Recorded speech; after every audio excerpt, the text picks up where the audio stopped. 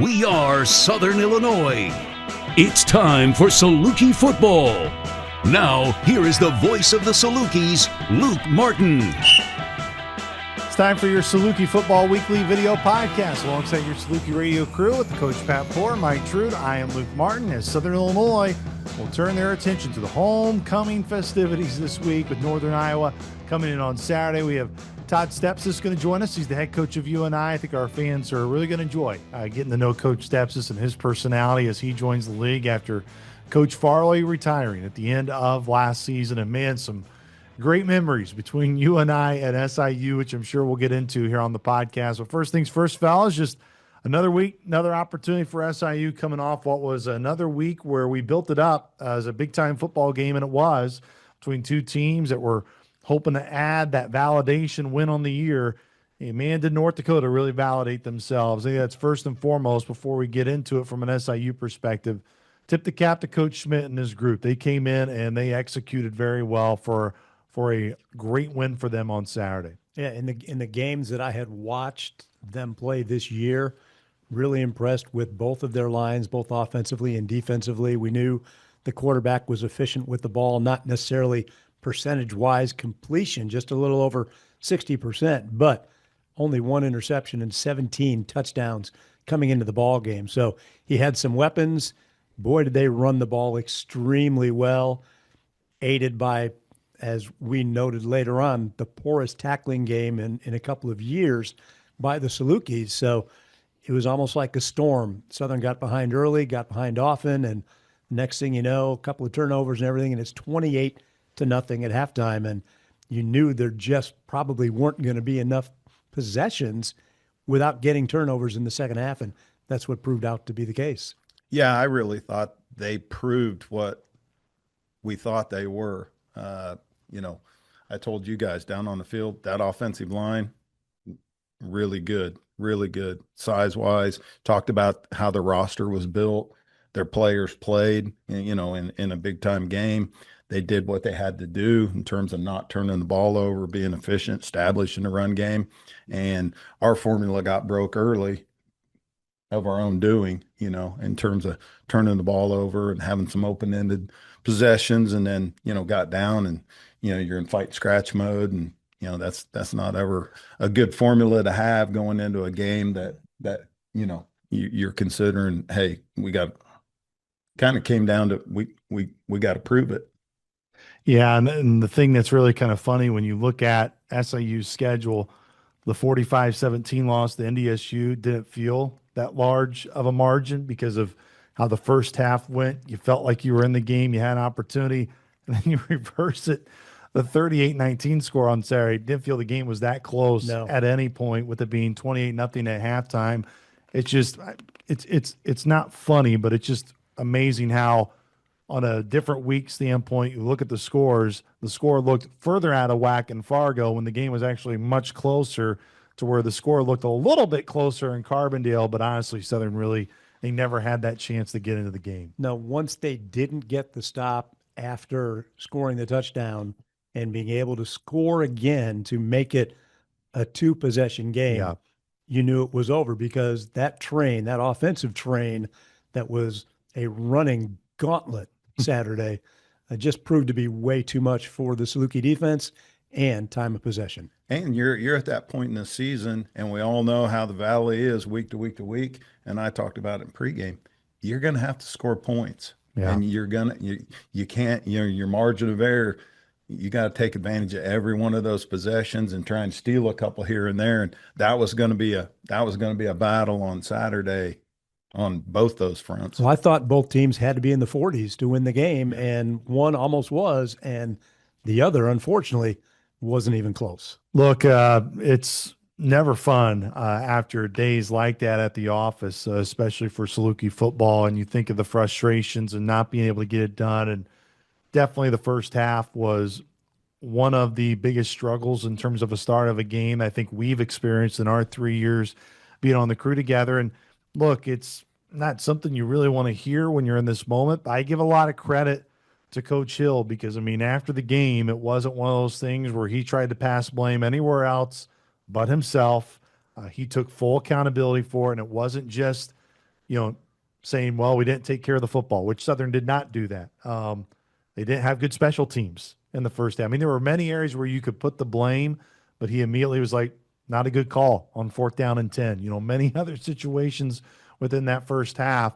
Give him credit, give him his staff credit, because that's not always easy to do right after a very difficult game. No, and especially he's the head coach and the play caller. So Yeah. it all ends with him as far as the play calling. We don't know what may have come down from up top, but we were right next to the coaches in the booth, and we looked at each other with total amazement that they came out of that timeout and actually were going for it on 4th and 10 from the 41-yard line of UND. First play of the second quarter with the wind at your back. And then all of a sudden they're going for it. And not only did they not get the first down, not even close, they lost 18 yards on the quarterback sack. And all of a sudden, that's a turnover plus. Not only did you give up the ball, but you also gave the ball on the other team's 41, or on your 41, for them to take over after they had just really played well offensively. So it was just a combination of a bad call. Yeah. Well, and I think you said it, almost like a turnover there, added to the actual turnovers we had. But that's a hard spot, because you can't put your finger on any one thing that kind of gets you in that rut of just, it felt like we were just slugging through mud, and it just, nothing was working. And, but there is reasons, when you dive back into that film on Sunday, it was this, it was here, it was there. And, I mean, and Nick has, like you said, Luke, that's one of his great traits is, hey, you got to own it and then come right back from it. I mean, I'll guarantee you on Monday it was, hey, we got to put our hand in the dirt and go play ball. And I didn't, obviously we didn't go back and look at every single play, but it seemed like every time they put 7 on the line, they were coming after him. And there were 7 on the line, and they showed no intention of backing off and going into a zone type coverage. And they all came, and it was 7 on 5. That's not a good number. Yeah. No, it was not. It was not a good number. And look, and throughout there was blame to go around everywhere. In the first half. And as Coach Hill said, I mean, they didn't come back out onto the field till there were about 90 seconds left till you go. So they did not have really a second half warm up, because it's not what he felt was needed to happen. And you did see the response. You get a 3 and out, you get a score. But then it was that near 7-minute drive that North Dakota had that kind of salted it away. But it just goes back to prove it. It's great you got that response. Yep. But, man, when you dig that big of a hole, it's just really hard to dig out of. Yeah, and that speaks to the character of your team and just your culture. I equated it a lot to, a great shooter that all of a sudden, can't make a basket. Mm-hmm. The only way you get out of it, you just keep shooting, and that's kind of where we were at halftime, was just like, it wasn't one thing here, there, or the other. It was just like, hey, it was one of those days, and it's like, how you going to respond to that? And we did have, at least a response to it, but like you guys said, that hole was deep enough that it was going to have to be one of those wild and wacky deals to come out of that. One area that no doubt it is now a trend when you look at the Missouri Valley play for Southern, it's been fumbles. It's been putting the ball on the turf. Virtually almost all their fumbles lost on the year have come within Valley play and giving up significant rushing yardage. I think right now teams within the Valley are rushing for about 6.5 yards per rush to have success moving forward. And it starts this weekend against Northern Iowa. Those are 2 key areas. One, holding on to the football, then one, being able to stop the run. If Southern wants to have a chance to really get on a late season roll, those are 2 areas that have to get cleaned up. Yeah, without question. And it's got to start up front. And the front 4, which ends up being sometimes 8 different guys playing in those front 4 positions, have to do, I think, a better job of beating their guy, because right now they're getting beaten on that initial surge by the offensive line.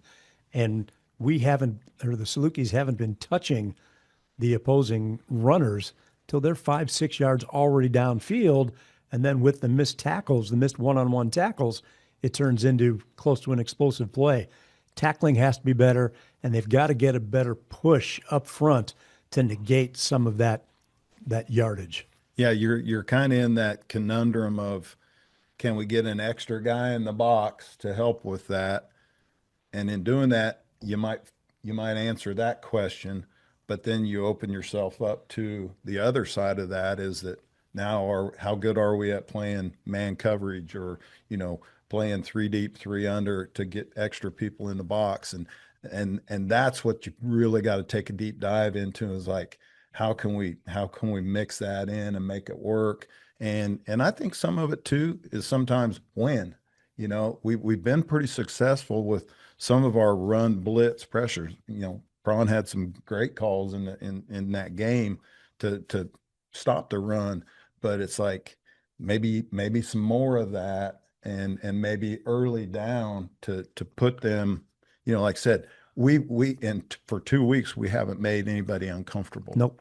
Yes. We've kept stuff in front of us, which we've been good at all year for the most part, in terms of big explosive plays, but we haven't taken anything away and dictated anything. And that's a tough call, how you do that. And we're obviously capable of doing it. It's just, like I said, it's that time where, hey, boys, we got to put our hand in the ground and go play football. Well, and you think talking about applying pressure, I think a great stat that can somewhat characterize that is no doubt turnovers. And you look within the league, just in the 3 league games, Southern has 7 turnovers, 1 in terms of turnover, 1 takeaway. And that was the Shug Walker. Yeah, and that was the Shug Walker tip that ultimately went to Donnie Wingate for the interception. 7 fumbles already in league play for Southern. 5 of those fumbles have been lost. But look, those are clearly areas that need to get better. But here are some encouraging numbers, at least the ones they're looking through in just Valley play. How about Chandler Chapman? Almost 200 yards rushing in 3 league games. He's averaging 6 yards per carry. He is tied for the team high in rushing touchdowns within the league. He's got the same number of rushing touchdowns as DJ4. He's getting better each and every week. And to me, that is a big positive sign that Chandler Chapman is starting to become that bell cow there in the backfield for SIU. Yeah, the offensive line has done, I think, a really nice job against UND, against North Dakota State, against 2 of the better run defenses in the country.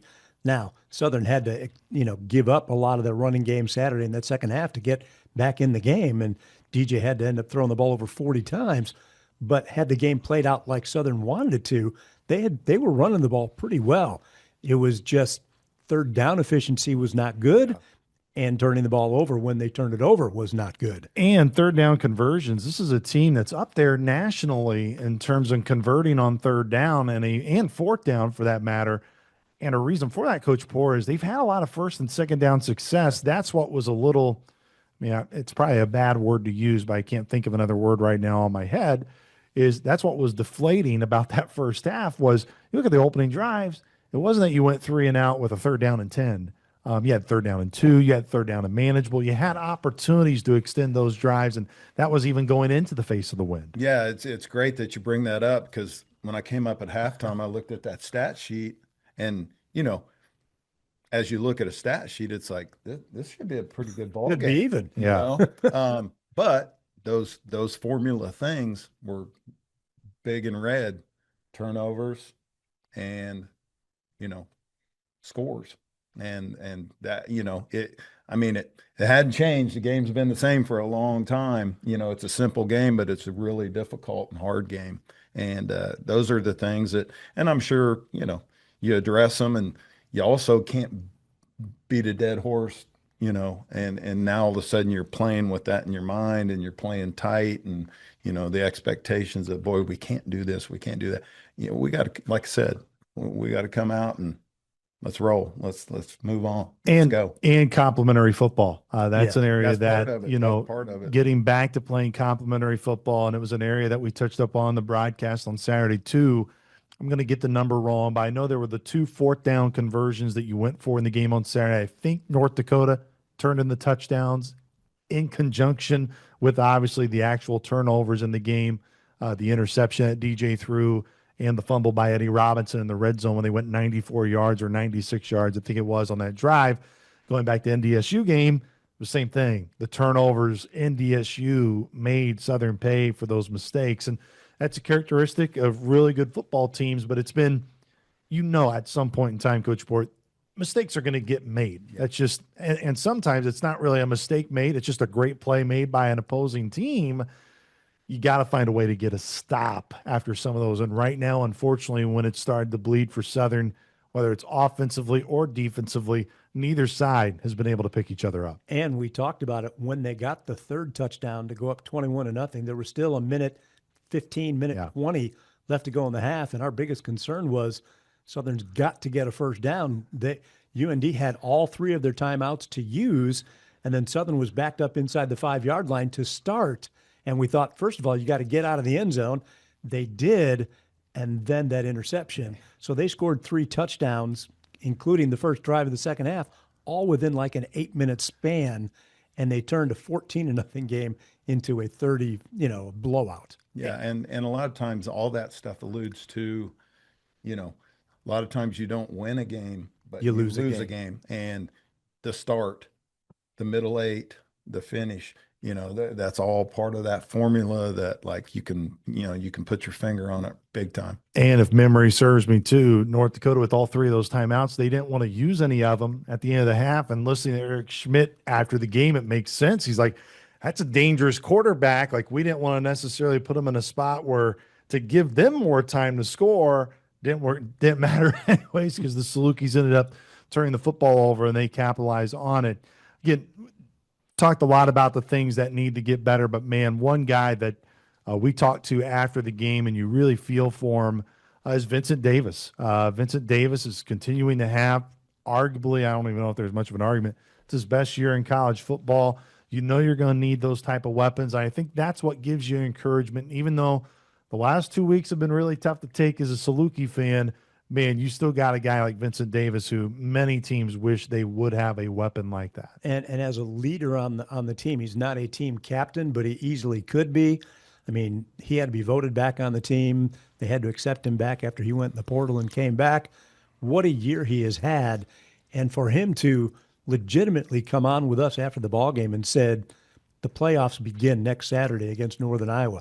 They know their backs are against the wall now, and they've got to perform every single week, offensively, defensively, special teams. Everything's got to work in complement with each other. But for Vincent to say that publicly, you can look ahead, although you're not supposed to look ahead as a player. But the writing's on the wall now. This team cannot afford, number one, a loss at home, but let alone a loss to a team that is 0 for the Valley so far this year. And so this is playoff game number 1. And I think the players believe that they have to go 1-0, 1-0. They have to go 5-0 to get a legitimate no worry from the committee when it comes to making the playoffs. If they win 4 out of 5, then you're leaving it totally up to the committee. And depending on which game you lose along the way, if you do go 4-1, is going to be critical as well. Yeah, all valid points. And talking about VD, what I've been real impressed with him is how complimentary he's been to the offense. He's made plays with runs after catch.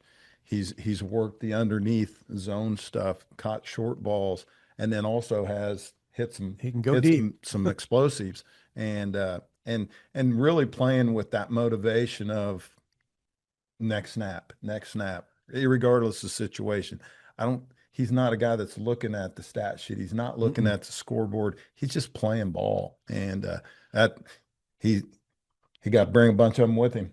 Yeah, absolutely. Well, I know this is going to be probably the part of the podcast, which, many of them probably haven't been happy with a lot of the stuff that we've talked about to this point, and it is what it is. It's kind of the matter of fact of where we're at.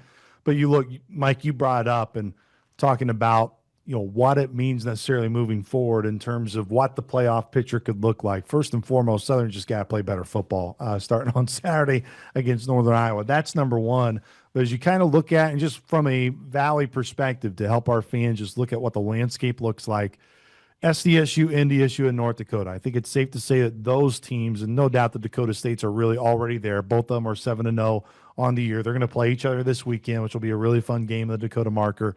But I think North Dakota is right there with them. I think they're in that group. I think those three teams have pretty much already done enough. Now, SDSU and NDSU, they're not going to lose out, but one of them probably could lose out and they would still get in with 7 wins. Yes. But that's besides the point, and that's not going to happen. To me, it is what's going to happen in that next group of 4 teams, and that's the quadrant that Southern is in right now, which is South Dakota at 5-3. Illinois State and Southern and Youngstown State are all at 4-3. Youngstown just went on the road and beat Illinois State over the weekend. Again, this is not for players. This is not for coaches. This is more for us and fans to talk about and chat about. To me, if you're SIU and you want to put your best opportunity forward, you have to win that quadrant. You're going to see every team. You're going to see every team in that quadrant down the stretch. Now, granted, you got 5 games left. 3 of the 5 are against that quadrant there that you're going to see. But that's where, to me, when you look at how is the playoff picture in the league going to look, you don't get SDSU on the schedule, so you don't have an opportunity to beat anybody what's going to be considered in that upper tier. You're going to be judged on those games that are right there in the thick of it in that quadrant. To me, that's where ultimately the season's going to come down to if Southern's going to want to make the playoffs. Yeah, without question. But yes, you want to beat those teams, but you still have to beat Northern Iowa and Murray. Absolutely. Yeah. So then you probably have to win 2 out of those other 3 games, depending how the rest of their seasons go too, because one of those teams could be Southern, could be Youngstown, could be Illinois State, could all drop out of the top 25 within the next 2 weeks. If something wild happens, then all of a sudden the Valley's maybe only going to get 4 teams in instead of potentially 5. And you look Illinois State, they're at South Dakota this weekend, and of course they're going to host the Salukis to end the year. If they come up on the short end in Vermilion this weekend, then that game at the end of the year may be their last gasp. And it could, I mean, look, this is a lot of woulda, shoulda, kind of a lot of ifs, ands, and buts. But to just kind of say, okay, where is kind of that format looking? I think there's no doubt going to be 3 teams that are for sure going to go. I think North Dakota, South Dakota State, and North Dakota State have to do some severe damage down the stretch to not get themselves in, and honestly have to do severe damage to not be a top 8 seed. I think all 3 of those teams are looking good, but it's also part of that standpoint where depending how it shakes out down the stretch, there could only be 3 teams that go in the Valley. We have seen that before as well. If these 3 teams, South Dakota, Youngstown, Southern, and Illinois State, all beat each other up the rest of the year, the committee can go, okay, maybe we'll take one of you. Yeah. Maybe we'll take none of you, but you're not going to get 2. Yeah. My take is, first and foremost, you got to make your own bed. We got to take care of us, and then let the cannibals eat each other, you know? And, no, they do. And see how that comes out. And, you know, you can't predict that, but you know, that's the best formula is, first and foremost, us take care of us, and then let the others cannibalize each other to a point where it's like, hey, you're sitting right there in that position where, yeah, maybe we don't have what you're calling the quality win based off of that, but we still have the record, and we're leaning in heavy that we're a Valley team. Well, this is what we've done all year. And look, your 2 losses in FCS competition, and your only other loss was an FBS team in Purdue, so it doesn't really hurt you. But your other 2 FCS losses, I mean, are against top 10 teams, probably going to be top 8 teams, playoff teams at the end of the year. Maybe top 3 when it's all UND is right there. Could just roll now and end up being number 1. And North Dakota State, South Dakota State, somebody has to lose that game. So that allows North Dakota, if it wins home games. Hey, and North Dakota could be the big cannibal. Yeah. I mean, they could put a big spin on that whole 6 seeding. or 8 and how that falls. And, you know, then all of a sudden it is your body of work, and obviously favors us playing in the conference that we play in my opinion. And South Dakota, keep in mind, when they come to Carbondale, that will be their final game of the year too. Their bye is the last week of the regular season. So the Salukis are going to see the Coyotes and Redbirds the final 2 weeks. And man, you talk about two teams that are probably going to be playing for just about everything on the line those final two games. It should be great drama, as they love to say it, in terms of FCS and in terms of the college football world. Well, let's go ahead and welcome on our guest, Todd Stepsis. He's the head coach at Northern Iowa, of course, coming in, taking over from Mark Farley, who was there for years and years and years as the head coach of UNI, dating all the way back to the early 90s. He's been the head coach of UNI virtually my whole life that I've been alive, which is remarkable, which is not easy to follow in his footsteps. And let's go ahead and join our conversation with the head coach of the UNI football Panthers, Todd Stepsis. Saluki Nation, it's so great to welcome in the head coach of UNI. It's so weird not to see a Mark Farley on the other side. Todd Stepsis taking over. Coach Todd Stepsis taking over, who did just a tremendous job at Drake. Of course, we followed FCS very closely, and it was so great to see them go to back-to-back FCS playoffs. And Coach Stepsis now gets in this UNI-SIU rivalry, which was a good one back in the mid-2000s when Coach Poore and Coach Gill were here. Coach Stepsis, thanks so much for the time. How's life first year in the Valley treating you there at UNI? Well, it's about how you expect it to treat me. I mean, shoot, this is the best league in the nation, and probably I don't know if there's a close second. And I've always had a tremendous admiration for it. Being at Drake, all of our non-conference games typically were paired up against teams in this conference. I'm kind of excited to go down to Southern Illinois. This is one of the foes that I'm not as familiar with. It's some of the others. Our first three games were teams that we played time and time again when I was at Drake, and they took it out on us when I was there, just like they did these last 3 weeks. But the season obviously not going how we would want it to go. But if you look at it from a higher altitude, I mean, what a great place. This community is fantastic. They've embraced myself and my family with open arms. They love their Panthers up here. Our university is making a commitment to making sure that the football program can get back to that history and that tradition that y'all are talking about. The 2000s, man, that was the 2000s, 90s, 80s. I mean, UNI football. I grew up in Ohio, and I knew all about Northern Iowa football. It was Youngstown State, Northern Iowa back then. Going back and forth and toe to toe. So, it's been great. The outcomes, obviously haven't, but everything beyond that, just the team and we're coming along, and just the community, the university, everybody's been so supportive, so loving, and we just got to figure out how to win a few more games now. Coach, one of the areas for those that are able to watch this, not just listen to it, we can see the Unidome behind you. And I know that's been a really great construction, a renovation process. Talk about that commitment level from the university and turning what is one of the most iconic FCS venues, continuing to get that thing upgraded and all the different additions that are coming along with it for your program. Yeah, what's interesting is so we actually played Tarleton State in the playoffs back in late November, and then the day after that game, me and my family, we drove up here to talk about the job and the position, and believe it or not, 11 years in Iowa, I'd never been inside the dome. I'd driven by it a million times in recruiting, but never actually stepped foot physically, and so I saw it before all the renovations, and I mean, it just the structure itself is impressive, and so it's no shock that, man, the Unidome, everybody knows about it, and it's an iconic place, and so the things that they've done now to enhance it, and I mean, it feels like a big time dome now. I mean, it's a place that I think a lot of people are gonna want to come, experience. It's a place that can host lots of other things beyond football, but everything from the new seats throughout the bowl, to the premium seats that they've added on the one end, to the suite level that they now have with some places to entertain and some seats there too.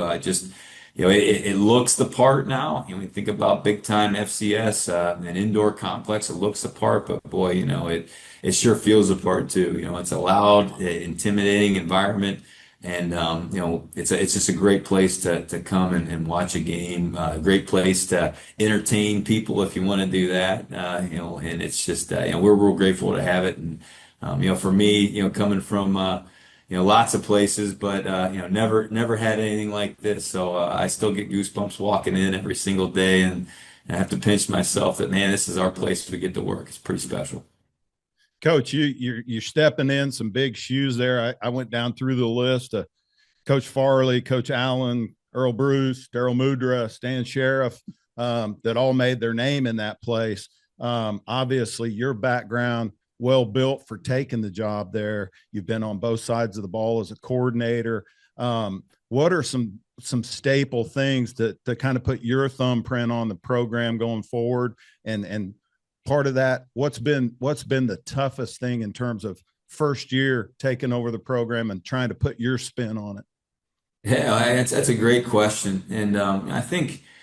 Again, being from Ohio, the iconic Woody Hayes, he talked about you win with people, and so how do you get the right people in place? How do you get the right people on the bus and the wrong people off the bus? And so to me, like that's been task number one, job number one is how do we get a great staff in place? And then how do we get the right types of players in place? So, there's a talent piece that's important. There's critical factors that each position group needs to have, but and more importantly, are they the type of character that we're looking for, man? What are their values? Or are they the type of guys that you'd want your daughters to marry? I mean, that's what you're looking for. You're looking for the combination of talent and character, and so that's what we want to do here. We want to build a program that's might be a little unique in the landscape of college football. It feels very transactional now, where rosters are turning over and it's all about the money and I'm a realist to where, I mean, at our level, there's never going to be enough money. We're not going to be able to players as much as they probably should be paid. We're not going to be able to pay coaches as much as they probably should be paid. So, like, what are other ways we can compensate people to where, boy, they feel valued and appreciated? And so, for us, it all starts with a great work environment. So our coaches, boy, if they enjoy coming in, if they enjoy being around each other, if they've got a great energy and an attitude to them, well, how are the players going to see that? They're going to emulate their coaches. That's going to trickle down to them. How do we treat our players every single day? Are we the best part of their day? Do they look forward to being with us? Now, the activity may not be what they're looking forward to doing, but boy, they enjoy, practicing football. They enjoy working out. They enjoy coming to our meetings because they know how much we care about them. And so, to me, that's what we're trying to create here. We're trying to create that. We're trying to create a place that, hey, you know what? It may not be millions of dollars that we're paying kids and going after this guy or this guy, but we're going to make it really hard for a guy to want to leave. We're going to treat him the right way. We're going to love and appreciate him. We're going to lean back to creating an experience for our players that's going to be one of the best of their lives. And they're going to leave this place saying that out loud, and they're going to get married, and then we're going to be like the second best thing they've ever done in their life, and then they'll get in a fight with their spouse, and then we'll be back to one, the best thing, and then they'll make up, and we'll be back to two, and then they'll have kids, and we'll be number three, and so, I mean, just having that kind of mindset and mentality. We all know how important it is to win, and we want a winner, and it's much more fun, to come in and be around each other when we are winning. But at the end of the day, if that's all we're focused on, we're never going to get to where we want to go. And so, to me, it starts really at the core. How can we be the best part of each other's day? How can we look in the mirror and understand, hey, this is why do we coach football? What's the purpose behind all this? And while I grew up in a football family, and all my memories as a kid were with my dad, whether it was on the practice field or whether it was on the sidelines on Friday night doing whatever job he gave me. I love the game, but that's not the purpose here. That's not why we do what we do, man. We do it because we have this incredible responsibility to make a difference. We can make our players that come into our program do things that their parents can't. I can, like, our locker room is spotless, and I can guarantee you that their rooms at home aren't. And so, just things like that. How can we pour into them, help them become the best that they can be, football player, but also, man, great friends, great teammates, great husbands, great fathers. We do this because we love football. We do this because we love being a part of the journey.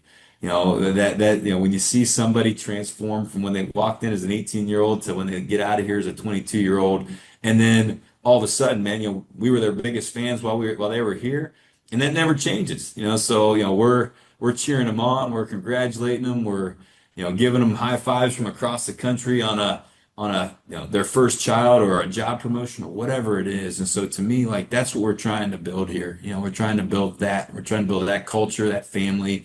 And then again, we believe that hey, the wins, the championships, they're going to find us if we do it that way, and we really focus on relationships and hey, this is we're college football coaches because it's what we're born to do, not because it's a job or not because it's a profession.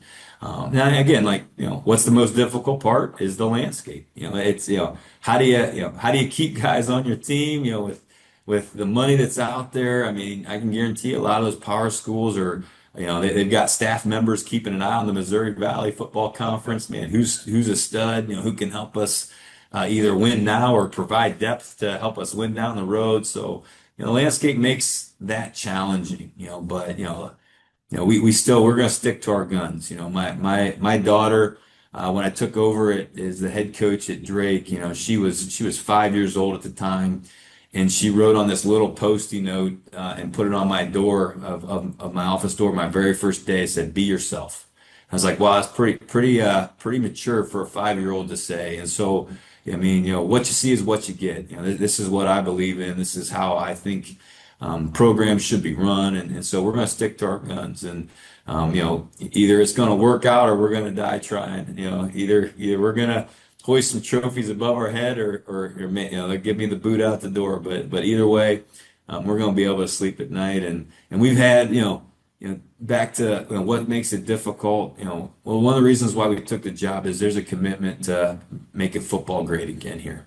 And so, it's the dome renovations, it's other things that are in the works, to again improve the student athlete experience. So, how do we give them the right equipment to help them be their best, the right nutrition to help them be their best? How do we use technology to make sure that their academics are also a good part of who they are. And so, the support from the university has been fantastic. And then, this is what we want to be, and we're gonna stick to our guns.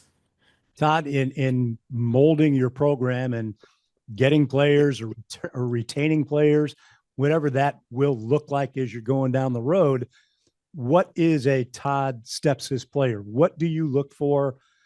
Character, you mentioned that as well, but from an athletic standpoint, what are you looking for? Are you having to re-recruit people that are already there, or does the portal kind of take care of itself and you let that go and then you go from there? But what kind of an athlete are you looking for? Because you look at your two deep, got a lot of redshirt seniors, fourth and fifth year players playing right now, which means they're likely going to be done. And there's a lot of growth still to come for the program.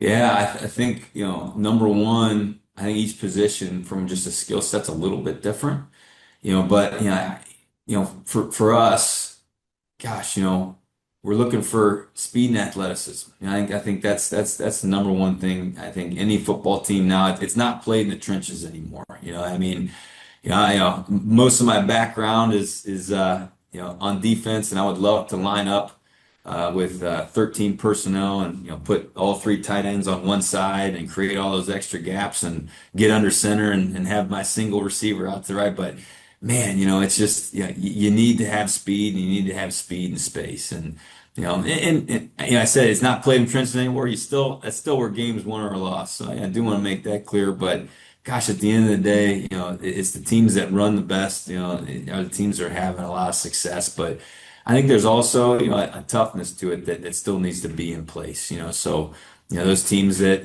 can run the football better than the other team, they can stop the run better than the other team. Like those are the teams that I think are there in the end. And so, just looking for, size, length, athleticism, speed, like all those things I think are in place. When we got here, we we had to kind of re-recruit the team a little bit, so there was quite a few guys that were looking to leave. The day before I got hired was the day before that first signing day.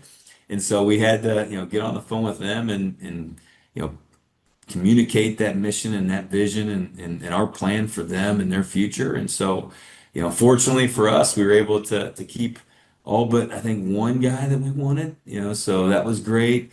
We were able to sign all the guys that we're going to sign, and we were able to add some guys mid-year that have been really, difference makers for us. And so now it's like, we had a massive freshman class. We have some good looking sophomores and juniors. There's probably about three position groups that could use an older guy, to your point. We've got some older guys graduating and there's still a little bit of a gap there. So, how can we find that guy that, whether it's, we've got some great junior colleges in our state, maybe it's in that space. I'm not a huge portal guy just because, you know, sometimes you don't know what you're getting. What you see isn't what you're getting at times because you just don't have the time to really get to know that guy. But shoot, think about our team.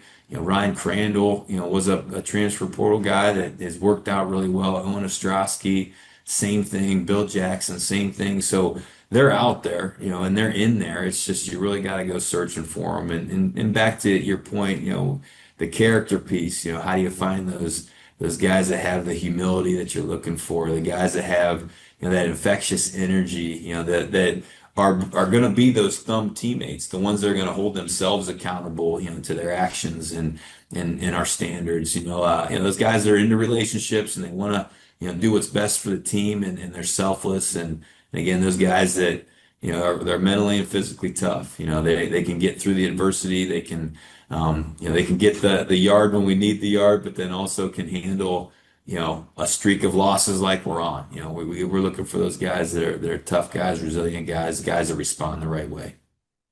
Coach Stepsis, when you look at your team, I mean, look, you've had a lot of injuries on the offensive side of the football, and especially at your receiver position. But even with those injuries, it looks like you've had some consistent with your starting offensive line up front. Where do you see that growth there on offense, even though maybe the numbers may not be where you want it, but are you seeing the growth that you want to see, even though it may not be as fast as you want it to be right now? Yeah, it definitely, there is some flashes in there, you know,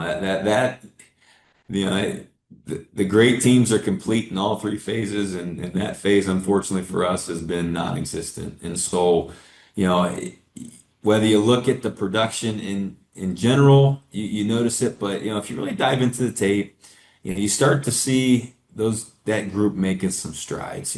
So where early on it was four guys doing a great job and one guy getting his butt kicked. Where now it's like, hey man, we're starting to cover up some people. Now the issue is, maybe it's the running back that's just not finding that crease or that hole, or maybe his target point isn't where it needs to be. And again, I think the more they play together, the better they're going to get. The more reps that they get, the better they're going to get. And again, like you'd love to be able to do that in practice, but it's a game of attrition. Our receivers unfortunately felt it. We were, gosh, I think we're 4 or 5, season-ending injuries of guys that we thought would have played and contributed a lot. And so, fortunately for us, that was a deep group, so we still have some bullets in that chamber. But the offensive line, they're coming along. They've got a great coach. I think that's probably the saving grace in all this stuff. Coach Rick Nelson, one of the best to do it. He knows his stuff. He is a tremendous teacher, knows how to motivate those guys. And so, it's just a matter, I think. I think I've said it the last several weeks now, man. We just need something to pull it all together, and that position group's no different. Coach, one of the areas too, I mean, as much as maybe the struggles are there offensively, defensively, I mean, there is a lot of salt with your defense in a good way. What have you enjoyed about your defense this year, and how would you describe them for Saluki fans that will see them for the first time here on Saturday? Yeah, that's awesome observation. And just got off of a Zoom call with ESPN. They asked me, what are some of the key things you look for in a great defense? And immediately it comes down to, alignment, assignment, key, and technique. Those are all four things that you can do pre-snap as far as focusing, and then those are all four things you have complete control over. And so what we've seen on that side of the ball week to week, those four areas continue to improve. And so, man, we have guys, they now are getting lined up the right way. They know what their job is. They know what they're looking at. They're starting to play with better technique. And then when that ball is snapped, boy, they are coming off the ball. And so just, seeing that group really buy into the system, but then also start to play team defense. I think that those are the best defenses. You look at the stat sheet, and then all of a sudden, man, the top tackler's got like five, and then the next guy's got four, and the next guy's like four. And so, the best defense is the ones that play team defense. They're willing to sacrifice themselves so another guy can make a play, and that's what you see when you watch our team. Is you see all 11 playing as one. You see all 11 doing their job. And then you also see a lot of guys playing. I think that's important. It's always been our philosophy way back to 2014 when, Coach Smith and myself were together for the first time and we're coaching defense. And, we had a slide, that always had a number at the bottom. And so it was always 110. And that was, hey, we're going to coach everybody the same because we're going to need them all. And the more guys you can play on defense, whether that's in a limited role, maybe it's 8 to 10 snaps a game. Maybe it's in a larger role where you're looking at 40, 45 snaps a game. Man, you know what you're doing, you know how to do it, and you're playing with your hair on fire. And then when you're tired, we got another guy we're going to throw in there so you can catch your breath. But our defense has come along. They've made some great strides week to week. They've just continued to improve. I'm waiting for the offense to start to follow suit. That's like, all right, man. This is what it looks like on the other side of the ball. Come on, let's start to pull the rope too. And the defensive, I'm just really proud that that they're playing the way they are. Coach Steps, this one, we really appreciate the time. We'll get you out here on this note. We watch obviously previous games leading into it. And I thought I heard this in a broadcast of yours in the recent couple of weeks. I want to make sure if this is true. I have heard that you're not allowed to be the head coach of the Pittsburgh Steelers at any point. Is that true? I heard that there is like a certain vow when it comes to that. Yeah, you got that right. So my wife, I knew I had a good one when the first time I called the house. Her mother answers the phone, not hello, but hooday. Which is the battle cry for the Bengals. So my wife grew up in Cincinnati. My mother actually, her whole side of the family is from Cincinnati. So as kids, we went to a lot of Bengals games, and so football family. Her parents are all in, she's all in. So we're coming up with wedding vows, and so you had the traditional ones to for better, for worse, all those kinds of things. But then we decided to add a few ones that were near and dear to our heart. And so one of hers was no under any circumstances I was not allowed to coach for the Pittsburgh Steelers. And so it's just like the layers of the hatred on there they just keep going. So obviously the AFC North rivalry, that's where it kind of starts. And then she was at the playoff game where the Bengals had this great year. Carson Palmer's the quarterback, so she's in the stands in the wild card game when they're playing the Steelers, and they hit him low, and he blows his ACL, and then they end up losing that game. And of course, just some little icing on the cake or salt in the wound, whatever you want to call it. She's a Miami of Ohio grad, and so she was there at the exact same time that old Big Ben was there. And needless to say, she didn't think too highly of him. And so all of those things have now led, I will never step foot in that organization unless I want to end my marriage, one of the two. So y'all are riding that Flacco train right now. Hey, I think if you are of the age of 40 or mid 30s or older, how much fun was that Thursday night game? Oh, unbelievable. I mean, myself, like former quarterback, I was like, man, and I'm close to 50 now, but I was like, God, those guys still got it. Start to do this in the living room, and yeah, it's incredible. And it's hard to believe that Coach Hill, who of course you'll be going up against on Saturday, his last college game was against Joe Flacco here at Delaware.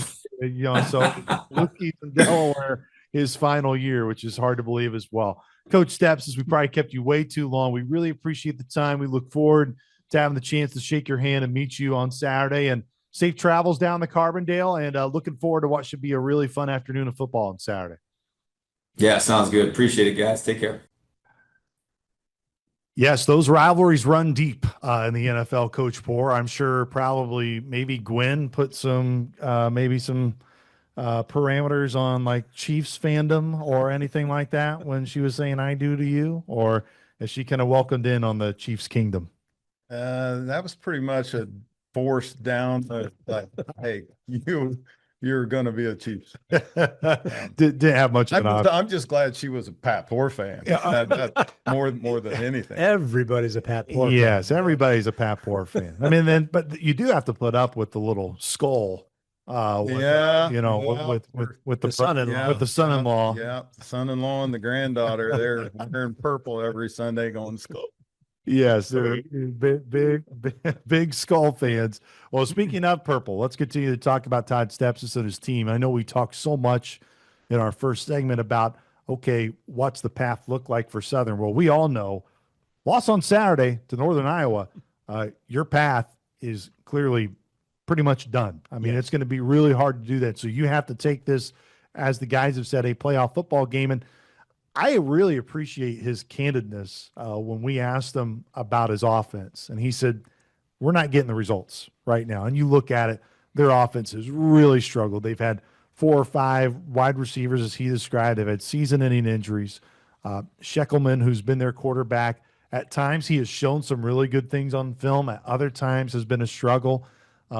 Again, though, as we have touched upon, you see those glimpses and flashes in some of their games where it almost clicks. You don't want to be the team where it all of a sudden does flash and click, because I mean, it's clear Coach Stepsis has a great personality about him. Really reminds me a lot of Coach Hill. You know, his locker room buys into him and his belief. You just don't want to do anything in terms of lighting that match for his team. No, I mean, you look at their numbers, and their numbers are just hideous. Yes. From an offensive standpoint, if you're looking through 7 games of the year, they've scored 11 touchdowns all year. You know, I mean, just 2 rushing touchdowns all year long. They have just really struggled, and complimentary football, as we've talked about all year long, and Stepsis did too. He said the defense is getting it. They're starting to put things together game by game. He sees their defense getting better and better and better. And it's not like the offense isn't getting better. I think it had a really long way to go from the get-go. And it just hasn't ever really left the station yet.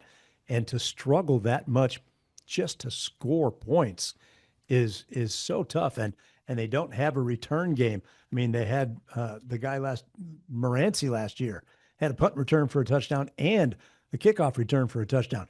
They're receiving a lot of kickoffs and a lot of punts.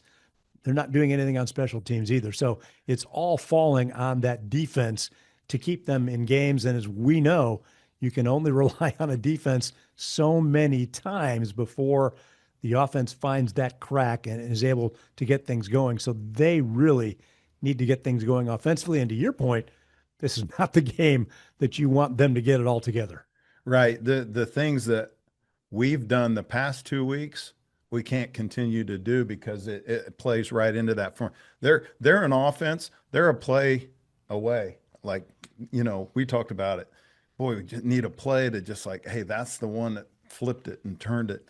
And because they've got very capable guys in a lot of positions, and their defense has been the bell cow for them.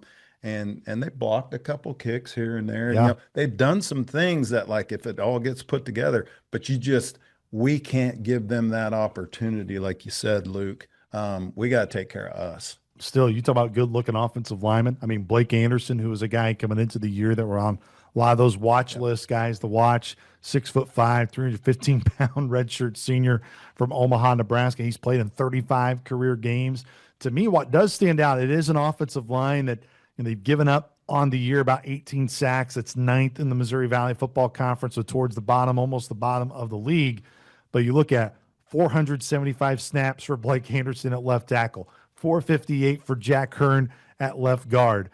Camerling, their center, 419 snaps. Like Josh Volk, 394 snaps. I mean, Gavin Proudfoot, 388 snaps. All that data according to PFF. Their O-line, a lot of continuity, just like for Southern, trying to find that success. They're trying to put it together. But, man, there's a lot of that shared snaps for this offensive line on the year. Yeah, and so it's a lot like last year's SalukI offensive line until the injuries came upon them. That group had so many games played and so many games played together, but still the running game suffered a year ago. And it's almost like, yes, you can play together for so long, but the Northern Iowa teams the last few years have not been that good. So they were the best you had. Something probably was lacking along the way in the recruiting because they weren't getting the job done. Whether you played 500 snaps or 20 snaps, you still want your best 5 out there to play those positions. And there's been something missing, whether it's in the recruiting, whatever it may be. Again, you don't want this game to be the one where this group all of a sudden decides, okay, we've got 5 games left. This is go time. Everybody knows go time was first ball game of the year. So I think in the building of the program that Stepsis is doing, he has to look at things like the offensive line. And he even said that there's a gap right now between his senior class and his sophomore class. The junior class is not very strong. So again, even next year, he may have to fill some of those holes on the offensive line with transfers who can come in and right away help, or maybe a redshirt junior who's got 4 years in a program and still has, or 3 full years and has 2 more years to play to do something like that. Because right now, their offensive line, again, is not what they need to compete in this upper echelon league. And to your point, Mike, what you were saying, I mean, 0-3 right now, currently in the Valley. They were 1-7 last year. I mean, 1-10 in the last 11 games. It's hard to find any sort of stretch like that for Northern Iowa at any point. I mean, just to put in perspective, I was going through this last night as we were preparing for the podcast. You think of Northern Iowa since 1985, which that's what the Valley record book goes back to. There's only been 4 under 500 seasons they have had since 1985. 2024, where they went 1-7 last year, and Coach Farley's last year. The spring season at 3-4. Got to go all the way back to 2013 prior to that in 3-5. And then 2002, they were 2-5. Here is just the part that you talk about consistency. And I know right now everyone talks about NDSU, SDSU with consistency, and North Dakota's starting to get there. South Dakota has had some good years there, but they haven't necessarily stacked it up as much as the other schools. 24 seasons of 2 losses or less since 1985. 5 of those years, they have gone unbeaten in league play. Now, they haven't had any since 2007. Dakota's joined the league, or North Dakota State, South Dakota State joined the league in 2008. I mean, 24 years where they have had 2 losses or less. It's a very proud Northern Iowa football program. I mean, they've won the most league championships, both shared and outright, 16 within the league. NDSU's starting to creep up. I think they're at 11 right now in their time period. But you talk about, I mean, you talked about with Coach Stepsis. I mean, this is a proud program, and especially on that defensive side of the ball, which we'll talk about here in a second. Yeah, historically, the level of expectations is there, and let's call a spade a spade. It's a rebuild for him. Yeah, it really is. And, looking at statistics, and I know you guys are statistics guys. What makes you say that? Their numbers are kind of pedestrian, but you can also kind of see what he's trying to do there. They're fairly balanced, 199 a game pass and 109 rushing. I think the biggest one that jumps out at me is they're 7 of 19 for touchdowns in the red zone. Yeah. And that might be where we need a play, somebody make a play, all of a sudden that thing switches to 15 out of 19. We're maybe talking a little bit differently, but, as far as like their third down percentages are good, possession time, is pretty good. But I think that's the biggest piece to look at right there is their red zone productivity in terms of scoring touchdowns. Like that game last week, low scoring game, defensive battle, so to speak. And, that's kind of what he's trying to do there. Yeah. Well, let's talk about their defense. I mean, they are salty. That's a word I know that you like to use, Coach Bohr, describing a good defense. And starts with Ryan Crandall. And they have two guys over 60-plus tackles, Ryan Crandall and Tucker Langenberg, two really key guys within their defense. Again, they have been put in a lot of tough positions throughout this year. And you look late in games, that's when a lot of teams have been able to put points on them. They just eventually have worn them down. But I'm telling you right now, as at times it's been a SalukI team, when they've won games, they put up 38-plus points. It's going to be hard to score that many points against Northern Iowa this weekend, because this has been a good defense in the Valley. We talk about linebackers throughout the league. Their set is great, and Caleb Fisher is a guy who had been playing. Frazier played 5 games, then he got hurt. He's their third leading tackler, and he's missed 2 straight games. So all 3 of them played the middle and the 2 outside linebacker spots for them. That shows how good that linebacker core is. And one of the reserve linebackers is also up there now getting in on tackles. And then he mentioned Ostrowski, a guy he picked up in the portal. And he thought at the time, I think he's going to be a pretty good pickup. He's coming. He's coming. He's a real good pickup. He leads them in sacks, leads them in tackles for loss from that defensive end position, obviously, in just causing all kinds of havoc in the backfield. Yeah, and I think you got to factor in their safety, Olawa, too, because in the scheme they play, they're 4-man front, play a lot of one high coverages, and that safety is that extra guy in the box that's helping stop the run. They've got good pressure packages and have had some success, but they're not a huge pressure team in terms of, about 24% of the time are they bringing pressure. Obviously that goes up a little bit as you get into the red zone and you get into third downs, and a lot of it's 5-man pressures with those linebackers. And the one kid, Crandall, he's really good at that. He finds a way to get home and make plays, and that's something that we're going to have to plan against. It will be an area to watch on Saturday. The one area that's been, I'm sure, we didn't get time to talk about with Coach Stepsis, but it was an area that we talked about in their South Dakota game. There was a critical penalty that they had where they forced a punt from USD. I think it was 4th and 5. They were getting the football back, but they had too many men on the field. Penalties, they are dead last in the Valley right now in terms of penalties per game. They're almost at 8 penalties a game, 7.4. That I'm sure that's an area that he preaches with his team. It's just those costly penalties for Northern Iowa have really hurt them, because if they don't have too many men on the field, they probably would have had a chance later on, instead of driving there late to just get within striking distance of South Dakota. They would have an opportunity to possibly take a lead. Yeah, and he also talked about communication being an issue, because he said it takes all 11, and Colin Bohannock mentioned on our post-game show Saturday. He said 10 guys can be doing the right thing, and if one guy does it wrong, and that's where that play was designed to go, it's going to be an explosive play, a first down, touchdown, whatever it may be. Communication, that buzzword, has really come out in the last 3 or 4 years in terms of defense. You've got your guy calling the play, but then everybody's moving around in the offense. All kinds of checks, all kinds of new things going on with the Personnel defense. changes. And if you're not keyed in on exactly what's going on at the time, then that's going to be an issue. And Colin mentioned it on the postgame show, and Coach Steps has mentioned it, that the team has to play better defense. You can't just have 8 guys playing great and 3 not so great, because you're going to find the weakness and take advantage of it. That's what good coaches do.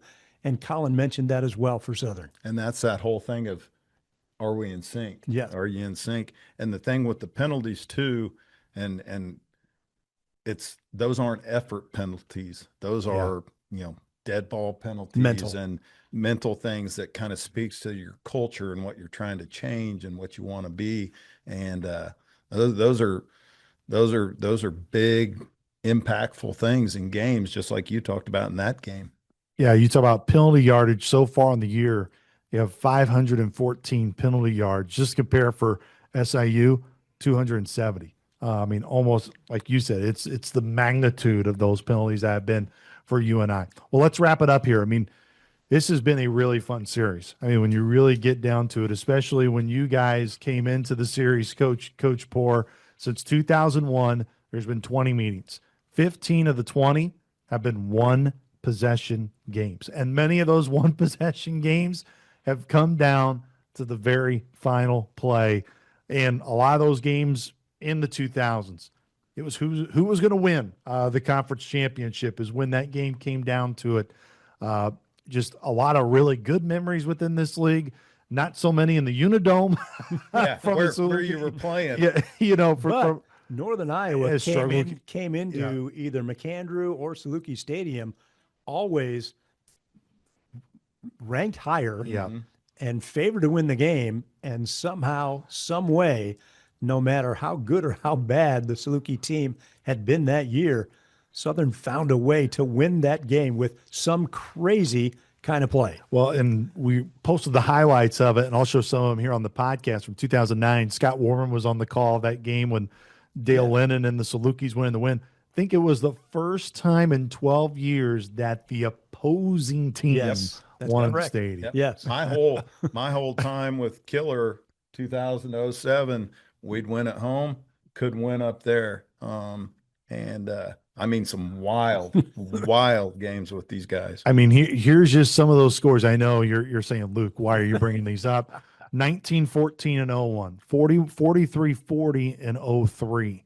These are games at the Unidome, but even you go 40-36 in Carbondale in 04, 05, 1 point game in the Unidome, 47-23 win in 06, but then back 30-24 loss in the Unidome, 07, 08, a 3 point win. I mean, can go through them all. It's just been, and that's what's fun about it. And Coach Hill really downplayed it a little bit on the show, our Inside SalukI Athletics show this week. And understandably, it's a different time. It's a different era.